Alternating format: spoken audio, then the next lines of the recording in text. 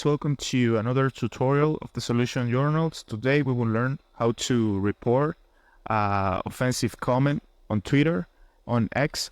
The first step is go to the application of X, and if you want to, if for example this post is offensive, the only thing you need to do to report this post is go to these 3 points in the right side of the post here, and you need to go to the ultimate option of report at.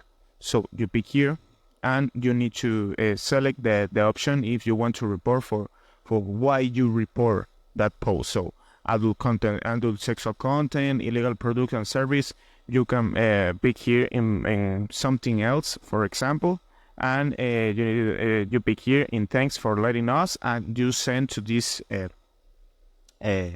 to X of this post, and they they search the why you report that post, and that's it. You complete the process. So I hope this tutorial was helpful for you. Follow us for more content like this.